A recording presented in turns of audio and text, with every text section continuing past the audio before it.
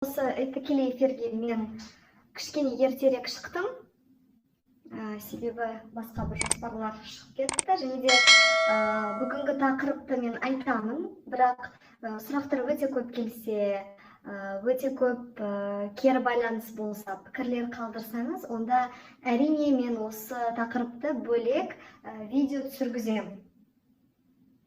Тема бүгін, мен рұқсат болса, эфирдің чатты жауып қояйын, жарай ма? Так. Жауып қояйын, себебі ойымды кішкене бөледі. Бүгінгі тақырып куни және минет, яғни ауызбен жасалынатын қарым-қатынас. Көптеген сұрақтар өте көп келеді. Және де сол видео түсіргізбей, сол эфирге шығып, сіздің сұрақтарыңызға жауап беремін, ең көп келетін сұрақтар. Және де былай істейік, ең соңында чатты ашам, және де сол жерде өзіңіздің сұрақтарыңызды қоя беріңіз, жарай ма? Так, бастайық. Ең бірінші, дін жағынан, маған көбісі қарайды, маған айтады, сен дін жағынан бұл рұқсат етпейді, не айтып жүрсің, адамдарды азғырып, көптеген пікірлер айтады. Ең бірінші мен былай айтайын, мен ешкімге сені үгіттемеймін, мен өз пікірімді айтып жатырмын, өзім сексолог ретінде, өзім ислам дінінде жүретін кісі ретінде айтамын. Ең бірінші мен не айтайын, бірнеше пікір бар, дін жағынан бірнеше пікір бар. Кейбіреуіміз айтады, бұл ауызбен минет куни деген харам болмайды дейді, жеркенішті анау дейді, бұл бір пікір. Екінші пікір болады деген, ерлі зайыптылардың арасында не болып жатыр, сол арасында бұл болады, ауызбен жасалынатын қатынас болады деген. Жоқ ондай, құрсын сондай жоқ қайда жазылған десеңіз, umma.ru деген сайт бар, Шамиль Аляудиновтың, имамның, мен сол пікірді өзім ұстанамын. Бұл тек өзімнің пікірім. Мен ешкімге бұны үгіттеп жүрген жоқпын, жарай ма? Соны сіз нақты білуіңіз керексіз. Мен жеке басым бар, өзім жеке ойым, мен өзім пікірім, өзім адам ретінде, әйел ретінде, және де сексолог маманы, тренер ретінде мен осы пікірді ұстанамын. Әр адам өзі ұстанамы, ұстанбаймы, бұл өзі адам өзі шешеді, жарай ма? Мен бәрін түсінемін, мен өзім алматылық имаммен сөйлескенмін тақырып жайында, және де сол кісілер айтқан жоқ, бұл дұрыс емес деп айтты. Бірақ мен адам ретінде өз жауапкершілігім бар, түсінесіз да, өзімнің ұстанатын пікірім бар, өз шешімім бар, өз басым. Сол үшін мен сол пікірді мен ұстанбаймын, және де өзім білетін, өзім жүрегім қайсыны қалаватыр, сол жерде осы тақырыпта мен сол пікірді ұстанамын. Дін жағынан түсінікті, жарай ма? Себебі сіз білесіз, мен өзім дін маманы емеспін, мен әрине имамдарға жүгінемін. То есть әр адам өзі әртүрлі имамдарды, мысалы, кейбір адамдар бір имамды тыңдайды, тыңдап жүреді, өзіне жүрегіне қалай айтуға болады? Жүрегіне бір жақын имамдарды, әртүрлі білікті мамандарды. Сол мен өзім осы жыныстық қатынас жайында ұстанатын пікірді осы Шамиль Аляудинов оральные ласки деген тақырыбы бар сайтында. Сол ресми парақшаға кіріп, сол жерде оқуға болады, керек болса бүкіл дәлел, анау бәрі жазылған. То есть білікті маманнан, мен мына жерде ештеңе айта алмаймын басқаша. Енді мен өзім сексолог ретінде неге осыны мен қолдаймын, минет куни дегенді.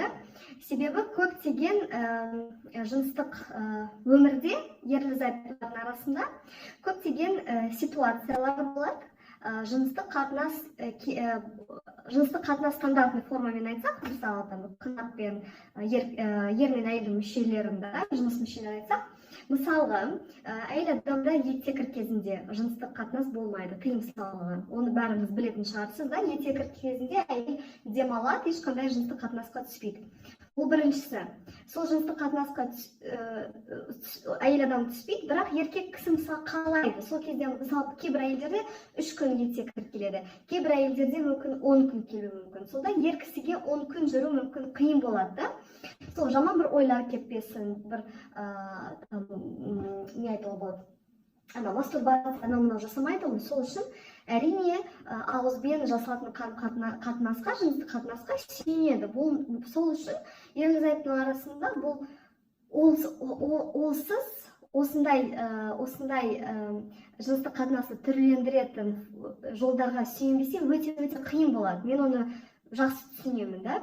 Екіншіден, бұл жүктілік кезінде, әйелдің жүктілік кезінде көбісі айтады, қосылуға бола ма, болмай ма жүктілік кезінде. Бұл жерде қараңыз, әйел адамның жүктілік кезінде әрине дәрігерге барып көрінеді ғой. Сол кейбір дәрігерлер айтады, саған болады, мысалы, ешқандай угроза жоқ, жүре бер, жыныстық қатынасқа түсе бер. Бүкіл 9 ай болып жыныстық қатынасқа түсе береді. Бірақ кейбір әйелдер угроза бар. Угроза деген выкидыша дейді, да? То есть түрлі причиналы болуы мүмкін. Сол жерде әрине өздері дәрігерлер өздері айтады, болмайды, да? Мына жерде мысалы қазір жыныстық қатынасқа түспе дегендей, да? То есть өздері дәрігерлер, мен өзім дәрігер емеспін, да? Олар өздері айту керек. Және де бәрі бір угроза болса, онда әрине олар мысалы жыныстық қатынасқа түспейді. 9 ай жыныстық қатынасқа түспеу, ол мүмкін емес, оны бәріңіз түсінуіңіз керексіз. Сол жерде әрине көбінесе әйелдер ауызбен жасалатын қарым-қатынасқа жүгінеді. То есть это особенно бір определенный сроктары болады. Это екіншісі жүктілік кезінде. Үшіншісі половой покой дейді, гинекологтар жыныстық қатынасқа түсуге болмайтын кездерде, әртүрлі әйелдерде әртүрлі причина болуы мүмкін. Ем алады мысалы, да? Особенно гинекология жағынан, да? Ем алғанда, лечение алғанда көбі әйелдерде эрозия болуы мүмкін, прижигание жасаса, немесе спираль қойғанда, обязательно где-то 2 апта, 1 ай где-то половой покой болады. То есть ешқандай жыныстық қатынасқа түсуге болмайды. Сол кезде әрине басқа түріне жүгінеді, да? Ауызбен жасалатын, қолмен жасалуы мүмкін. То есть түрлі-түрлілерге жүгінеді осындай кездерде. Басқаша қалай? Мен сол үшін мен білмеймін. Енді ерлі зайыптылар өздері шешеді ғой, мысалы. Қараңыз, ерлі зайыптылардың арасында ешқандай проблема жоқ болса, ешқандай, олардың мысалы екеу жүр, жыныстық қарым-қатынасы жақсы, онда ешқандай проблема жоқ. Бұл яғни маған сексолог маман ретінде ешқандай маған, бұл менің клиенттерім емес. Оларда бәрі и так жақсы, олар да мені даже тыңдамайды. Мені кім тыңдайды? Жыныстық қатынасқа білімі аз, кішкене проблемалар кездессе, әрине менің видеоларымды қарайды, да? То есть логично, логика, да, мына жерде. То есть бәрі жақсы болса проблема жоқ. Маған бір нәрсе мына жерге жазып, ойбай, сен дұрыс емес, анау, маған зачем, да? Сіздің өміріңізде соншама бәрі жақсы болса, мені не үшін тыңдайсыз дегендей, да? Тыңдамаңыз, да, мен ешкімді мәжбүрлеп отырған жоқпын. Так, и ең соңғы причина бұл себебі неге керек, да? Это түрлендіру. Әрине қазіргі заман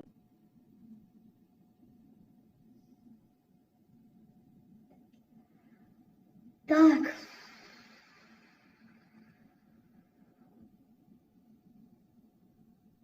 Так, мен естіліп тұрмын ба?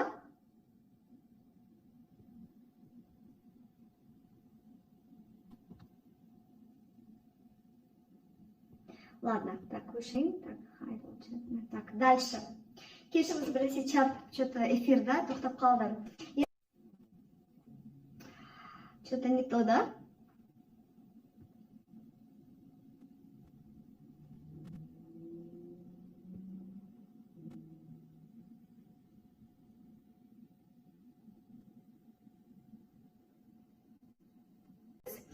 Екіншіден, әрине, сіз некеде болмасаңыз, әрине ол болмайды, да? То есть, оны енді қалайды, енді дін жағынан, да? Бұны менен сұрағаны керек емес, бұны білікті маманнан сұрағаны дұрыс, да? Үшіншіден, бір сұрақ бар. То есть, смотрите, мен қазіргі эфирде айтқанда бәріне, да? То есть, әйелдерге ғана емес, еркектерге де бірге. Сондай жоқ, типа, мен естігенмін, да? Бір жерде естігенмін, типа, әйел ерге жасаса болады, ер әйелге жасаса болмайды. Бұл деген вообще қызық, вообще сондай жоқ, қайдан естідім, мен логика жағынан қалай біз айтамыз, потому что әйел мен ер кісі бәрібір бір, да? Вообще заң, әркімге бірдей. Сондай жоқ, әйелге мынандай заң, еркекке мынандай заң деген жоқ қой. Әркім қарым-қатынас болған соң, жыныстық қатынас әрине бірдей, да, әйел мен еркек құқықтары. Сол үшін және сексология тарапынан әрине бәрі бірдей. То есть былай жоқ, то есть сіздің сұрағыңыз қазір маған жазған, там куни или минет, бұл бірдей, да? То есть бәрінде бірдей. Ну, как бы мен сізге себептерін жазған әрине еркектерге байланысты, себебі жүктілік, етеккір, анау мынау бұл как бы тек әйелдерде да болатын проблемалар. Проблема емес енді табиғи, да, табиғи құбылыстар болады денеде өзгерістер әлі там жыныстық қатынасқа түсе алмайтын сондай мүмкіншілігі бар болса да сондай ситуациялар. Енді тағы да айтайын, да, тағы да вот именно оральный ласки, ауызбен жасалатын қарым-қатынаста көбісі айтады, сұйықтық да бөлінеді, там шәует, да, или там әйелдерде бір нәрсе соны ауызға бола ма болмай ма. Біріншіден әрине денсаулық жағынан бәрі таза болса ешқандай проблема жоқ. Екіншіден шариғат жағынан мен опять-таки umma.ru деген ислами дін парақшаға кіріп, сол жерде оқыңыз, сол жерде болады дейді оны. Да, то есть бұл менің өзімнің пікірім емес, мен оны бір имамның, білікті маманның пікірін соны ұстанамын.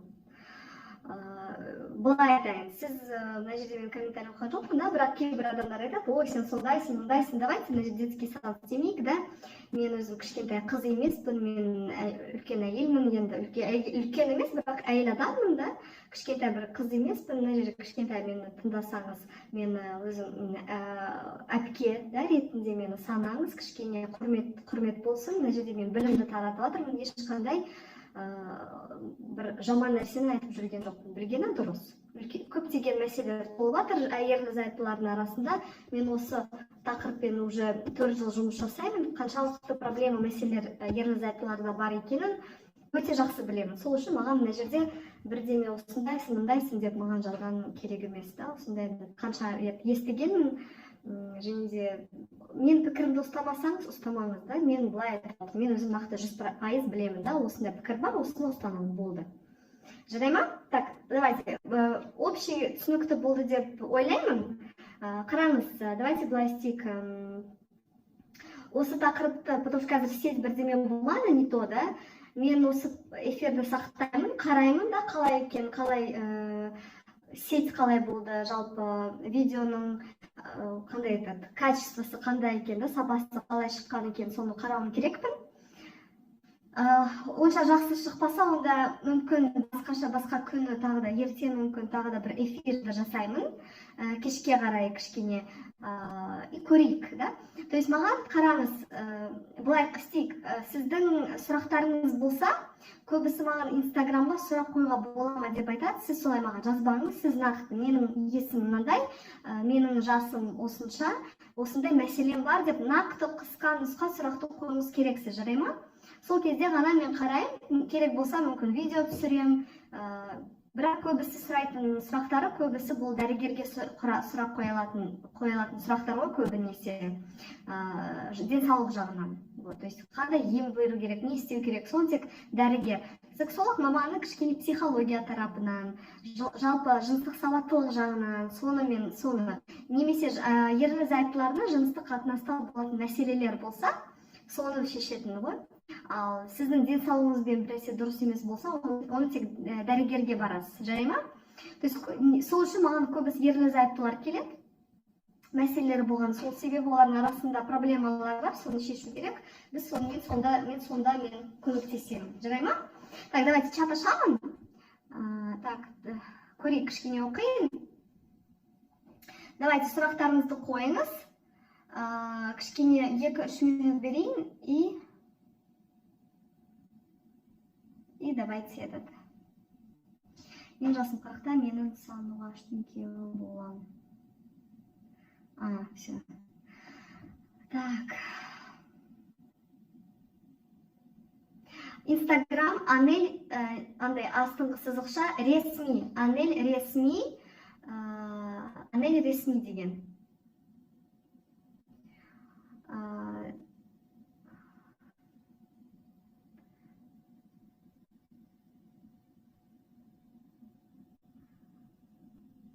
Сосын былай айтайын, қараңыз, әйелмен осыны үйренем дегендер, қалай жасауды үйренем дегендер, ер кісілерге арналған арнайы кітапша сатылымда бар, электронды түрде сіздің почтаңызға жіберіледі, 3000 теңге тұрады. 3000 теңге Каспий Голд, и мен сізге почтамен жіберемін. Бұл еркектерге арналған куни жайында. Екіншісі, ол әйелдерге арналған, бұл көптеген тренингтер бар. Енді мені әйелдер оқыса, Алматыда әйелдер болса, онда әрине маған жазыңыз. Арнайы тренингтер бар әйелдерге арналған. Так, жарайды.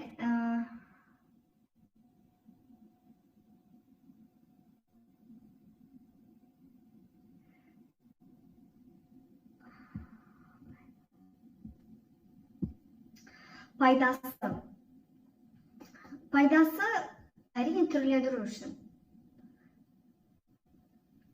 үшін, және де жыныстық қатынасқа түсетін мүмкіншілігі жоқ болса, соған жүгінеді. Сол сперма выделение әйелдерде әртүрлі болса, егер де әйел адам сіз денсаулығын нақты білесіз, что ешқандай инфекция анау жоқ болса, онда ешқандай зияны жоқ.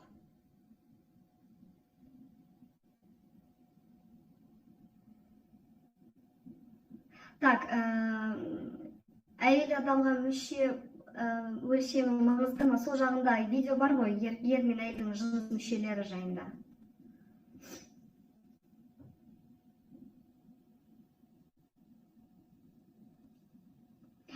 Сіздің сол баяғы мүше кетті, мүшеңізді уайымдасаңыз, уролог маманына барыңыз.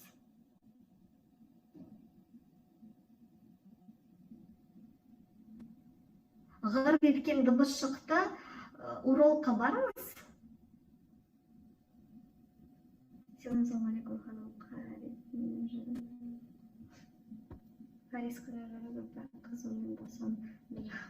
Мен дін маманы емеспін, сізге жауап беретін дін жағы қалай болады екен.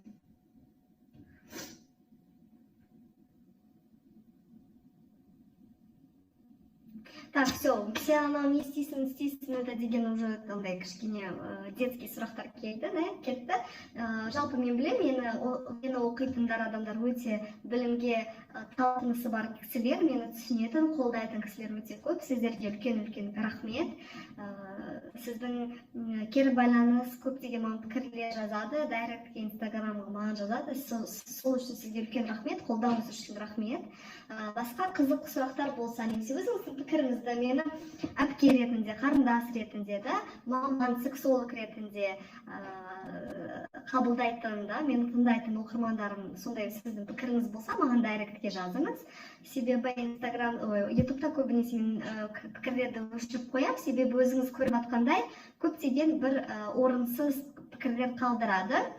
Соны жайдан-жай көп энергия кетірмеу үшін маған инстаграм парақшама жазыңыз, жарай ма? Дайректке мен бәрін оқимын, бірақ жауап бермесеңіз уайымдамаңыз.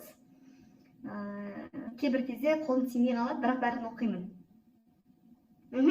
Все, бәріңізге рахмет. Осы эфир сізге пайдалы болады деп ойлаймын. Басқа пікірлер болса қалдырыңыз. Және де бір түсініксіз сұрақтар болса, қайтадан қарап көріңіз, жаңадан қосылғандар адамдар. Мен бәрін айтып бердім, қазір бәрін қарап осы қайта тыңдап көріңіз. Көптеген сұрақтар әлі келіп жатыр, бірақ мен бұны жоғары айтқанмын. Сол үшін бәріңізге рахмет, сау болыңыз.